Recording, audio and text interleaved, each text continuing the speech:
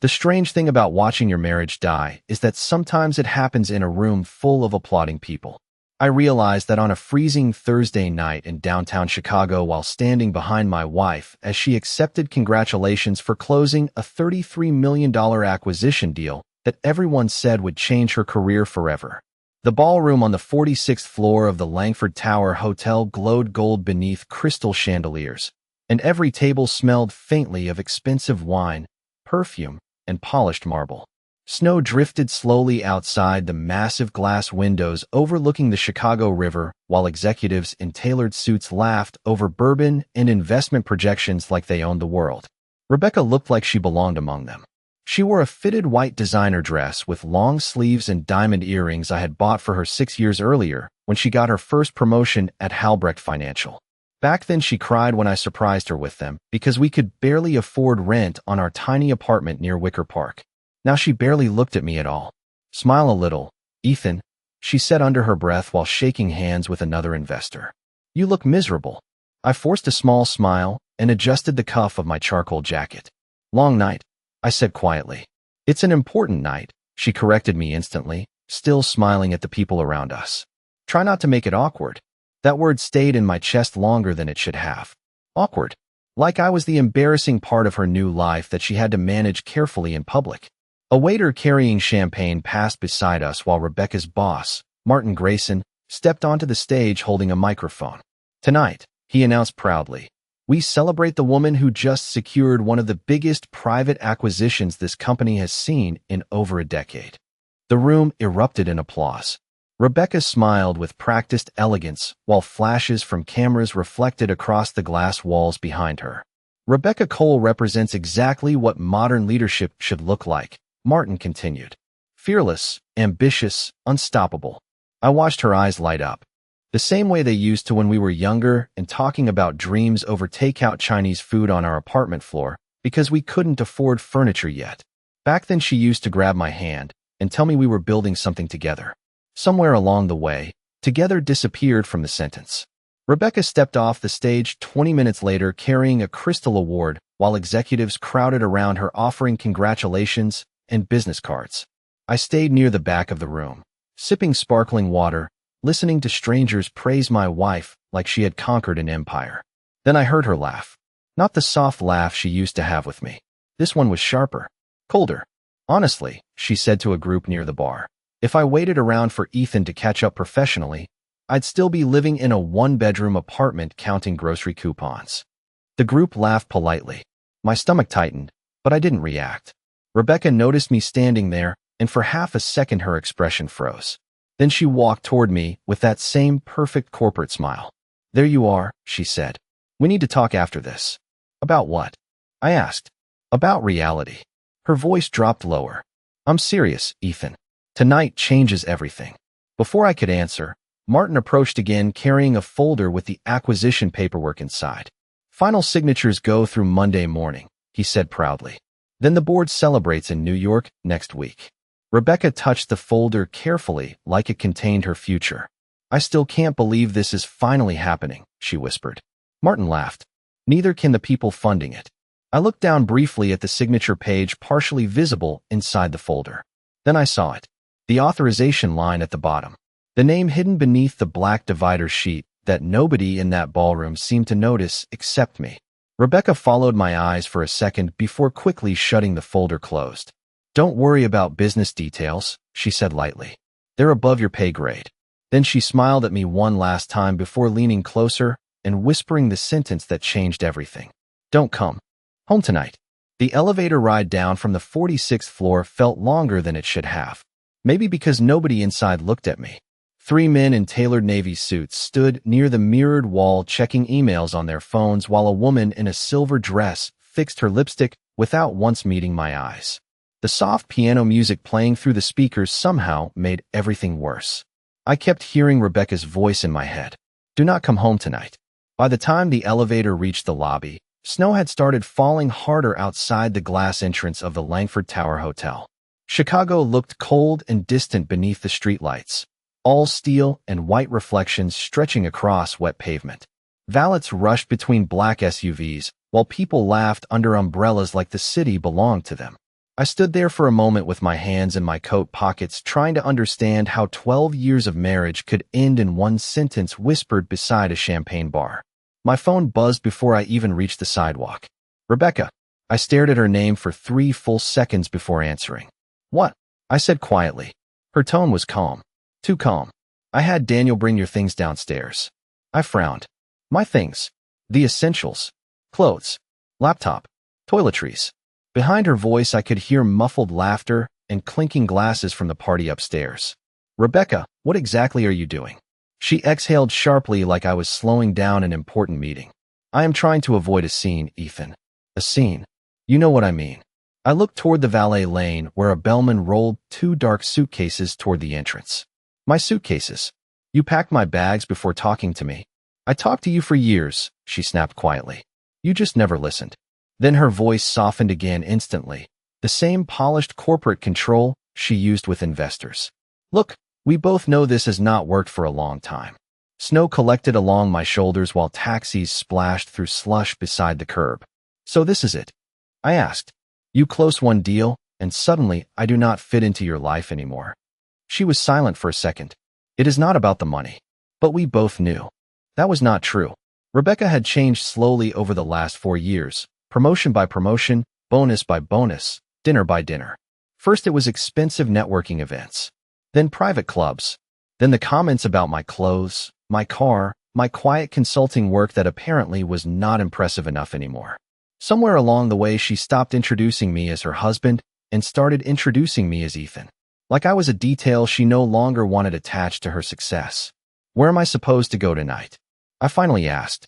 The condo on Erie Street is still under your name, she said immediately. You can stay there for now. The old condo. The first property I bought 11 years earlier before Rebecca and I moved into the penthouse downtown. I had almost forgotten I still owned it. You planned this, I said quietly. I prepared for it. How long? Another pause. Long enough. The hotel doors opened and Daniel, one of the building concierges from our residential tower, stepped outside awkwardly holding my garment bag. He avoided eye contact while placing everything beside me under the awning. Rebecca had coordinated all of this before the party even started. I have another meeting upstairs, she said. We will talk after the weekend. Then she added something that hollowed out whatever was left inside my chest. Please do not make this harder than it needs to be. The line went dead. I stood there staring at my reflection in the hotel glass while snow covered the suitcases at my feet. Around me, downtown Chicago kept moving like nothing had happened. A black Escalade pulled up beside the entrance and Martin Grayson stepped out laughing into his phone. He walked past me without even noticing I was there. But as the hotel doors closed behind him, I caught one sentence drifting back through the wind. The signing authority still has not confirmed Monday morning. I lowered my eyes slowly toward the black folder still burned into my memory from upstairs. Then I pulled out my phone, opened an encrypted messaging app, and typed 4 words. Delay the final approval. The condo on Erie Street smelled exactly the same as it had 11 years ago. Dust, old leather, and faint traces of coffee trapped inside a place nobody had lived in for a long time. I unlocked the door a little after midnight, while snow tapped softly against the windows overlooking the empty street below. The building was older than the luxury tower Rebecca and I had lived in, but I always liked it more. No concierge pretending to know your name. No executives discussing mergers in the elevator. Just exposed brick walls, quiet hallways, and the sound of traffic drifting up from downtown Chicago after dark. I dropped my suitcases beside the kitchen counter and stood there for a minute without turning on the lights. My entire marriage had just collapsed inside a hotel ballroom, and somehow the silence in that condo felt more honest than anything I had heard all night. The refrigerator hummed softly in the dark while headlights from passing cars moved across the ceiling. Then my phone buzzed again. Unknown number. I answered immediately. Talk to me. The delay request has been acknowledged, the man on the other end said calmly. The board is not happy. They do not need to be happy, I replied. They just need to wait. There was a pause. Do you want me to inform Arcturus? I walked toward the window, overlooking the frozen street below. No, not yet. Rebecca Cole is already asking questions. I almost laughed at that. Rebecca hated unanswered questions. Let her wonder. The line disconnected. I loosened my tie slowly and finally turned on the kitchen light. The condo still looked mostly untouched from years earlier. Same walnut shelves. Same gray sectional couch. Same framed black and white photo of downtown Chicago hanging beside the hallway. Rebecca used to love that picture. She said it reminded her that the city rewarded people who never stopped climbing. At the time, I thought she meant ambition. I did not realize she meant status. I opened the cabinet above the sink and found an old coffee mug from our first apartment together. White ceramic with a chipped handle and faded lettering that read Future Millionaires Club. Rebecca bought it at a street fair when we were 28 and completely broke. I remembered her laughing while carrying cheap furniture up 4 flights of stairs because the building elevator was broken. I remembered late nights eating dollar pizza slices while she studied financial reports across our tiny kitchen table. Back then, every victory felt shared. Her promotion was our promotion. Her success was our success. Somewhere along the line, success stopped including me. My phone buzzed again. This time it was Rebecca. I stared at the screen before answering. "What now?" I asked quietly. "Where are you?" Her voice sounded tense for the first time all night. "At the condo." "Good." I heard movement in the background, maybe a car door closing. "Listen, tomorrow there are going to be articles about the acquisition. Interviews. Publicity. I need you to stay quiet for a few days." I leaned against the kitchen counter. "Stay quiet. Do not embarrass me, Ethan." There it was again. Not sadness. Not regret. Reputation. Image. Optics. "You already packed my bags before telling me my marriage was over," I said calmly. "What exactly do you think I am going to do?" She exhaled sharply. "You do not understand how important this week is." "No," I replied softly. "I think I finally do." Silence filled the line for a moment. Then her voice lowered slightly. "Martin said the final authorization has been delayed." I looked toward the snow outside the window. "That sounds stressful." "Do not do that." "Do what?" "Act like you know something." I smiled faintly for the first time that night. "Maybe you should worry less about me and more about whoever controls your deal." Another silence. Longer this time. I could almost hear her thinking. Calculating. "Good night, Ethan," she finally said coldly. Then she hung up. I placed the phone on the counter and walked toward the office at the end of the hallway. Most people would have seen a dusty spare room with old shelves and outdated monitors. But when I pressed my thumb against the hidden sensor beneath the desk, the wall screen slowly illuminated the dark room in blue light. Financial models, international holdings, acquisition structures, and at the center of it all, glowing quietly across the screen, was the name Rebecca still had not figured out belonged to me. Arcturus Capital. By Saturday morning, Rebecca was everywhere. Her face appeared on financial blogs, business podcasts, LinkedIn posts, and digital billboards rotating across downtown Chicago like she had become the city's newest celebrity overnight. I sat alone at the small kitchen island in the Erie Street condo drinking black coffee while watching her interview play silently on CNBC. She looked flawless in a navy blazer with her hair perfectly styled, speaking confidently about strategic growth, long-term expansion, and visionary leadership like the last 12 years of our marriage had never existed. "This acquisition represents the future of modern finance," she said smoothly while crossing her legs beneath the studio lights. "It is about bold decisions and knowing when it is time to evolve." Evolve. That word almost made me laugh. Rebecca always changed her vocabulary when she climbed another level socially. A few years ago, she talked about loyalty and sacrifice. Now she talked about leverage, optics, influence, and evolution. I muted the television and stared out the window at the frozen Chicago street below. The city looked gray and exhausted beneath the January sky, while people hurried across sidewalks carrying coffee cups and briefcases like survival itself had become a corporate routine. My phone vibrated beside the mug. Marcus Hale. I stared at the name for a second before answering. Marcus was Halbrecht Financial's chief operating officer and Rebecca's favorite new ally over the last year. Tall, polished, expensive watch, country club smile. The kind of man who always looked like he had just stepped off a private jet. "Ethan," he said warmly, almost too warmly. "How are you holding up?" I leaned back in the chair. Interesting question coming from someone calling less than 48 hours after my wife threw me out. A small, awkward laugh came through the speaker. "Rebecca is emotional right now. Big transition period. Is that what you call it?" "Look, I just wanted to check in. Make sure everything stays civil." Civil, another corporate word. Nobody in Rebecca's world spoke honestly anymore. Everything was language. Management. You mean you want to make sure I do not interfere with Monday? Silence. Just for half a second. But I caught it. I think everyone wants this deal finalized smoothly, Marcus replied carefully. A lot of people are depending on it. I walked slowly toward the office room while holding the phone against my ear. Tell me something, Marcus. Have you ever actually met anyone from Arcturus Capital? Another pause. Longer this time. Why would you ask that? Just curious. No, he admitted finally. Nobody has. Their representatives work through attorneys and holding firms. I smiled faintly. That must make Rebecca nervous. Rebecca is focused, he corrected immediately. And honestly, Ethan, she has worked very hard to get here. I stopped outside the office doorway and looked toward the glowing monitor screens still running quietly in the dark room beyond. I know, I said softly. Probably harder than anyone realizes. After the call ended, I opened the secure financial dashboard and reviewed the acquisition timeline again. 3 days. That was all Rebecca had left before the final authorization meeting in New York. 3 days before her entire future depended on a signature she still believed belonged to a stranger. My email notifications suddenly exploded across the screen. Internal panic. Legal concerns. Delayed approval requests. Revised contract language. The board at Halbrecht was starting to lose confidence. And Rebecca hated losing control more than anything. Around noon my phone buzzed again. This time it was Rebecca herself. I let it ring twice before answering. What? Did you talk to Marcus? She asked immediately. Briefly.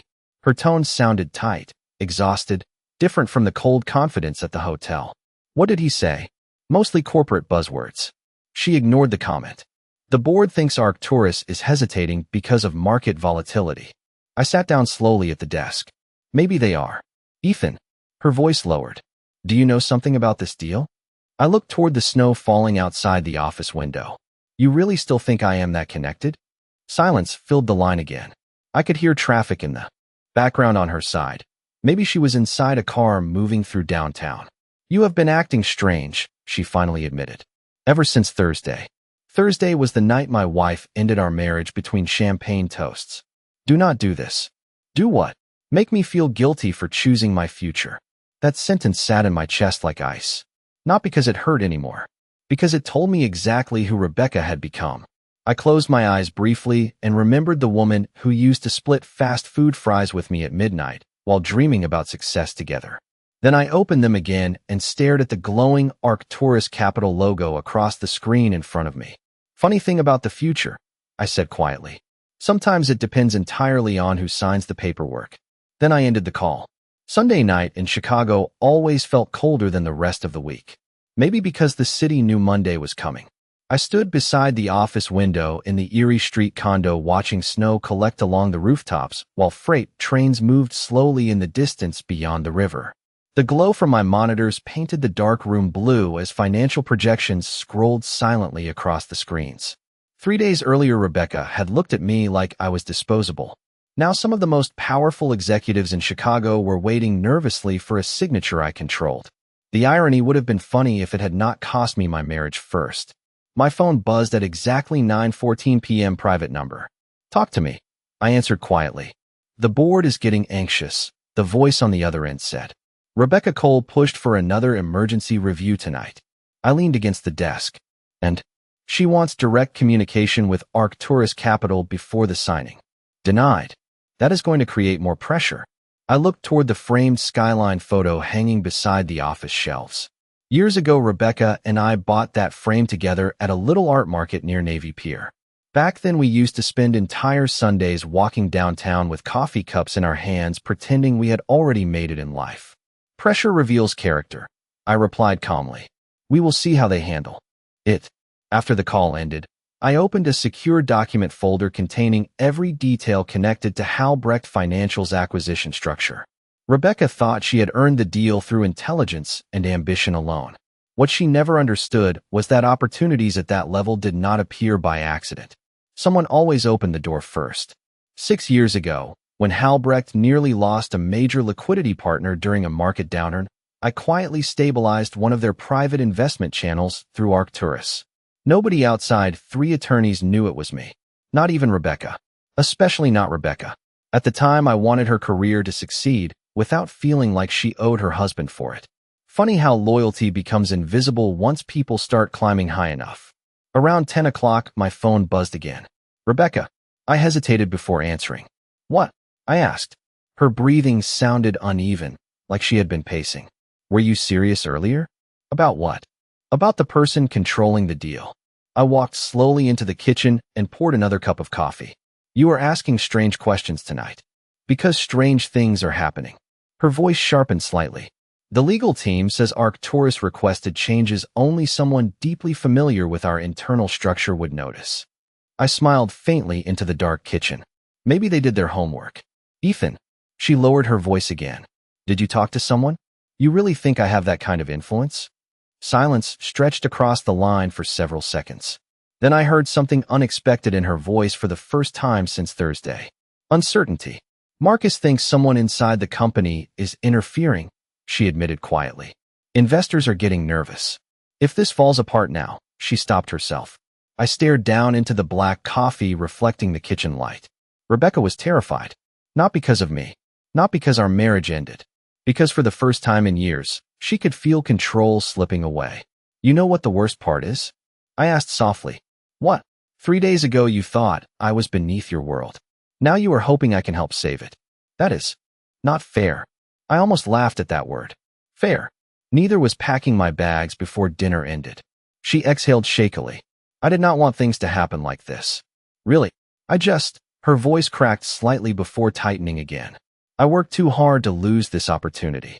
Outside the condo window, snow continued falling over the city in slow silence. That is the problem, Rebecca, I said quietly. You stopped seeing people as people. Everything became opportunity. Another long pause. Then she finally asked the question she had clearly been afraid to say out loud.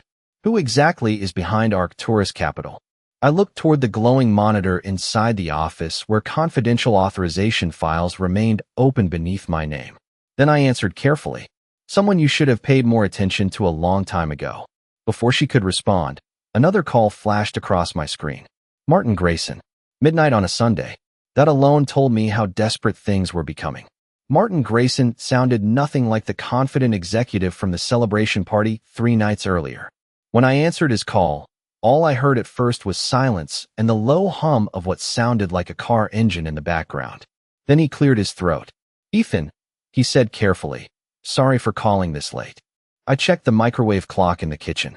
12:07 a.m. Snow still drifted slowly outside the condo windows, while downtown Chicago glowed pale beneath the storm clouds. You usually do not apologize before business conversations, I replied. That depends on the conversation. His voice was tight, controlled, but strained underneath. I leaned against the counter holding my coffee mug with one hand. What do you want, Martin? Another pause. Rebecca said you have been acting strange.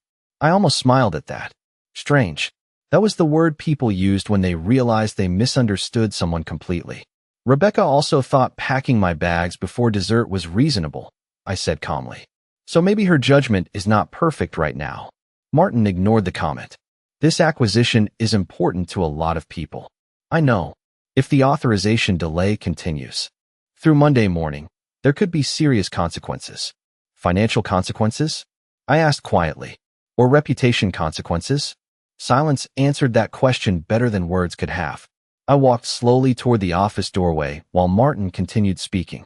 Look, Ethan, I know things between you and Rebecca are difficult right now, but personal issues cannot interfere with corporate operations. There it was, the assumption underneath his voice. He thought I was some bitter husband trying to sabotage Rebecca out of revenge. That was the funny part. Nobody at Halbrecht Financial even understood who was actually sitting at the table with them. You think I have influence over this? I asked softly. I think coincidence has limits, Martin replied. 3 days ago, everything was moving perfectly. Then suddenly the final authority disappears right after your separation becomes public inside executive circles. I stepped into the office and stared at the glowing Arcturus files across the monitors. International shell structures. Ownership layers. Legal authorization chains designed so carefully over years that almost nobody could trace them completely. Certainly not Rebecca. Maybe the people behind the deal are reconsidering the leadership involved, I said calmly. Rebecca earned this position, Martin snapped immediately. Did she? The silence after that question stretched so long I could hear faint traffic through his car speakers somewhere downtown. Finally, he spoke again, slower this time. What exactly is that supposed to mean? I sat down in the leather chair facing the monitors.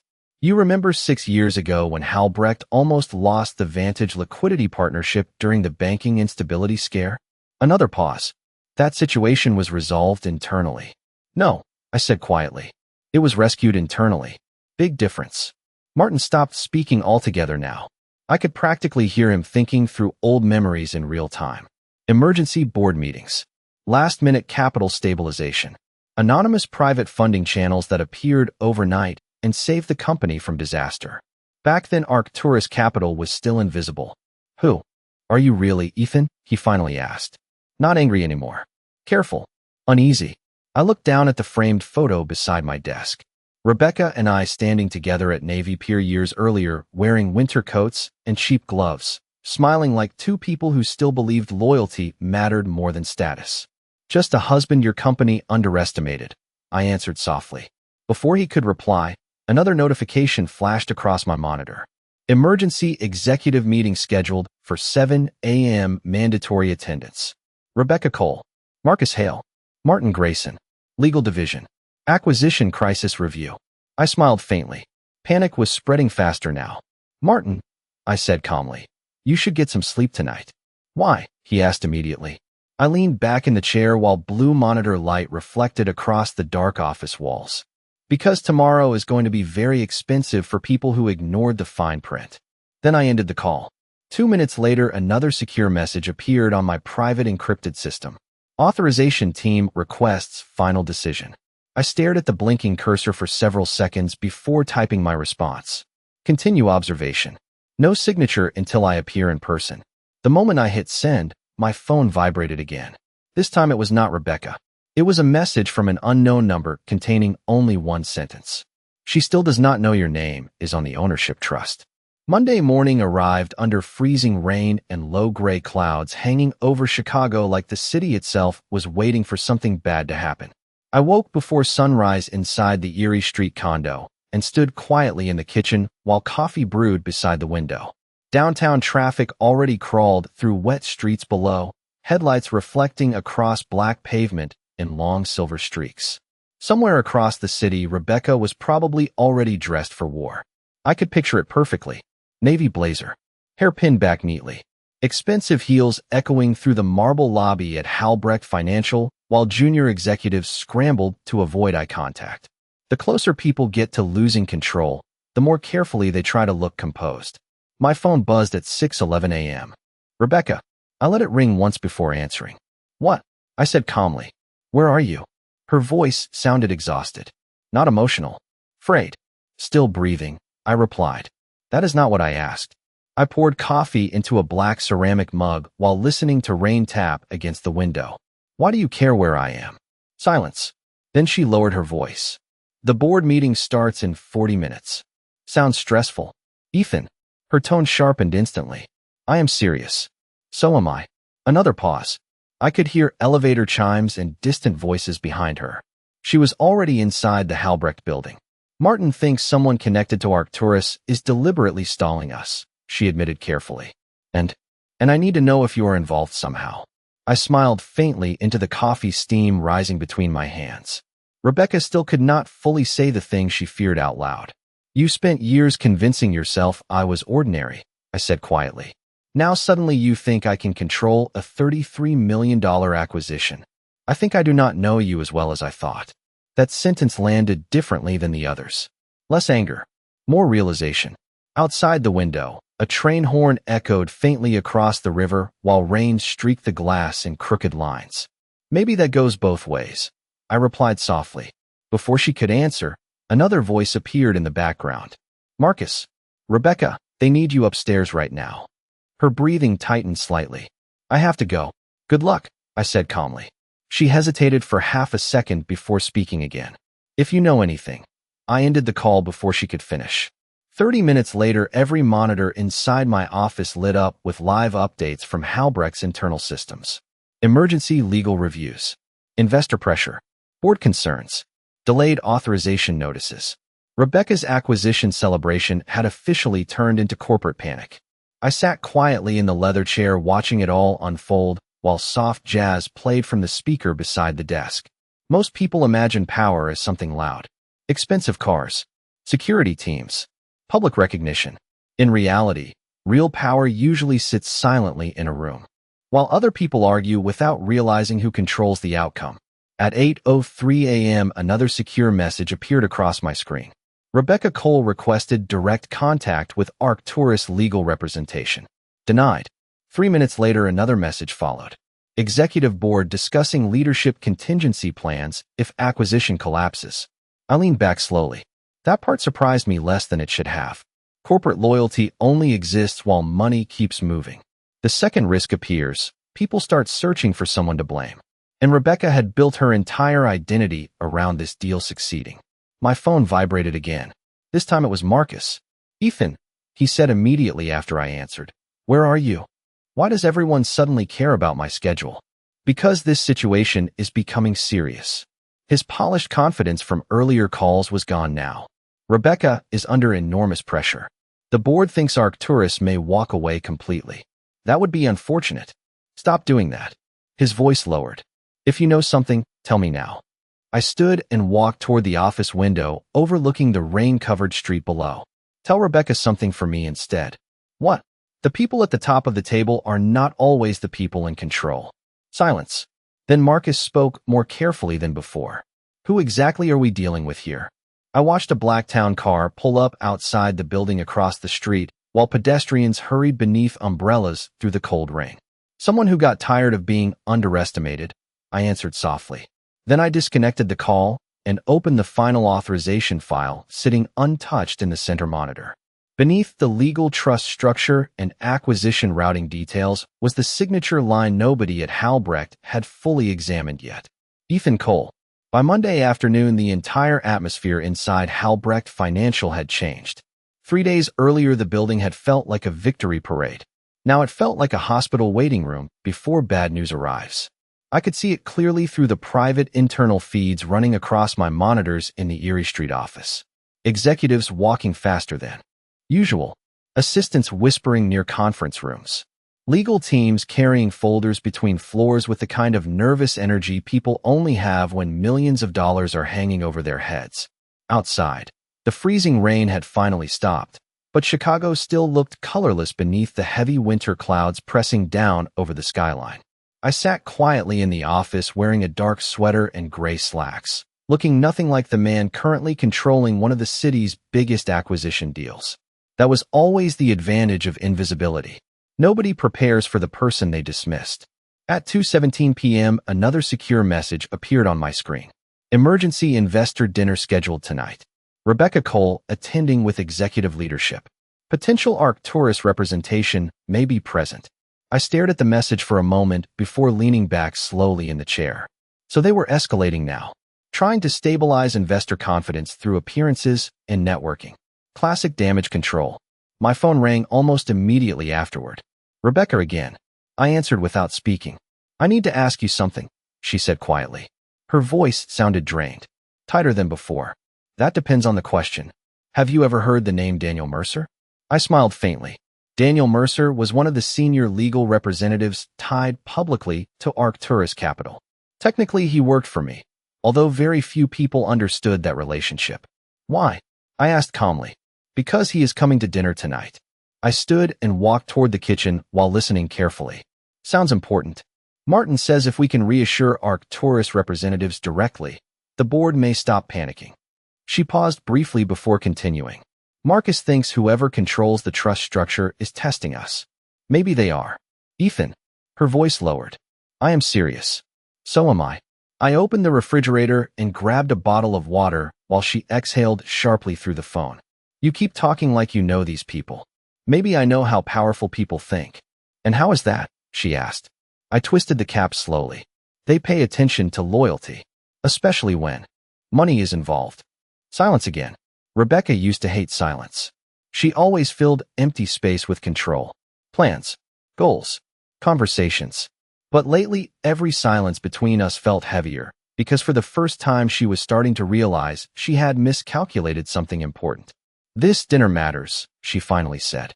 "If tonight goes badly, the board could start reconsidering leadership before the signing even happens." There it was. Fear. Not fear of losing me. Fear of losing status. "You built your whole future around this deal," I said quietly. "Because I earned it." "Did you?" Another long pause followed. Then she spoke softer than before. "You really think I did not?"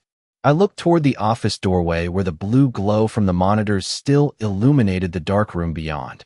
"I think there are parts of your career you never fully understood." "What does that mean?" she asked immediately.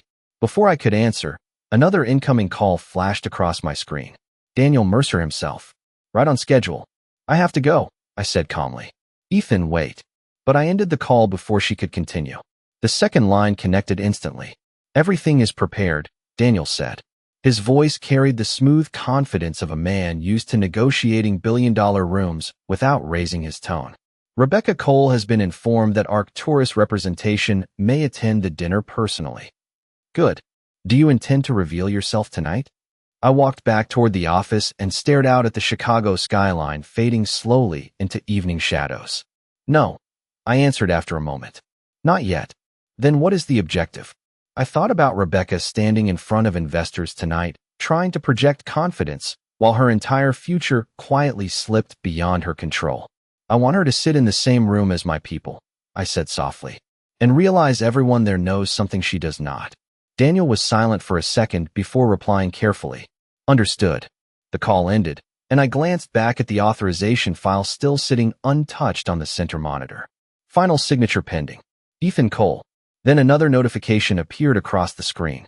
"Rebecca Cole personally requested attendance confirmation from Daniel Mercer. Response pending." The investor dinner took place inside a private dining room on the top floor of the Blackstone Hotel overlooking Grant Park. By 7:30 that night, downtown Chicago had turned into a sea of wet pavement and glowing headlights beneath the freezing winter fog rolling in from Lake Michigan. I sat alone inside the Erie Street office watching the private security feeds Daniel Mercer arranged for me earlier that afternoon. Quiet camera angles. No audio. Just enough to observe the room without anyone realizing they were being watched. Rebecca arrived exactly 8 minutes late wearing a dark emerald dress beneath a long camel-colored coat that probably cost more than our first apartment rent. The moment she walked into the room, every executive stood to greet her except Daniel. He remained seated calmly near the far end of the table with one hand resting beside a leather folder, while Rebecca immediately scanned the room, searching for him. Even through the grainy security footage, I could see the tension in her posture. She was smiling, but not naturally. Carefully. The kind of smile people wear when they are terrified of losing something important. Marcus stood beside her speaking confidently to investors, while Martin Grayson looked exhausted beneath the restaurant lighting. Nobody in that room looked relaxed anymore. The acquisition had stopped feeling like a celebration. Now it felt like survival. I leaned back slowly in my chair while snow drifted past the condo windows outside. Rebecca moved toward Daniel and shook his hand. He gave her a polite nod, but did not smile. That alone would have unsettled her. Daniel Mercer rarely appeared unimpressed by anyone. My phone buzzed suddenly beside the keyboard. Unknown number. I answered immediately. "Talk to me." "She is rattled," Daniel said quietly. He must have stepped outside the dining room because soft jazz music echoed faintly behind his voice. "Good. Marcus is trying to stabilize investor confidence, but the board is already discussing contingency leadership if the signing fails tomorrow." I stared toward the live feed, showing Rebecca seated now between Martin and a private equity attorney while waiters poured wine around the table. "How nervous are they?" I asked. Daniel laughed softly under his breath. "Rebecca requested private confirmation twice tonight that Arcturus is still committed. And I told her commitment depends on trust." I smiled faintly. How did she react? Like someone realizing too late that she misunderstood the room she walked into. Outside the office, thunder rolled faintly across the winter skyline, while lights from passing cars flickered against the wet street below. "Has she seen the trust documents yet?" I asked quietly. "Not fully," Daniel replied. "But she has started asking questions about the ownership layers." "Then we are close." I ended the call and turned back toward the monitors just as Rebecca stood suddenly from the table. Her expression looked tight now. Distracted, she whispered something to Martin before leaving the room alone, carrying her phone. Seconds later, my own phone vibrated. "Rebecca," I answered without speaking. "Where are you?" she asked immediately.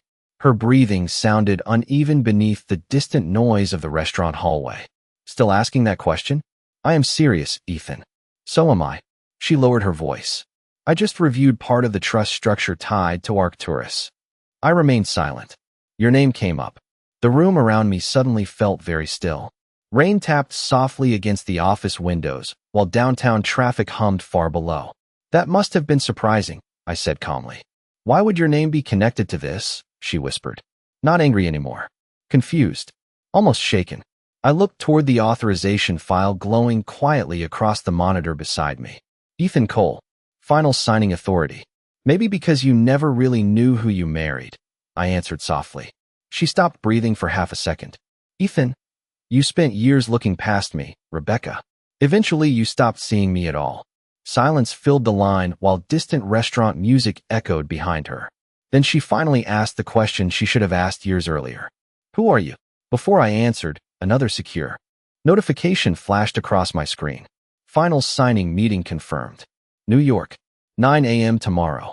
I stared at the message for several seconds before speaking quietly into the phone. "Tomorrow you are going to find out." Then I ended the call. Thank you for listening. And if you are enjoying the story so far, make sure to follow the channel and leave a like so you do not miss what happens next.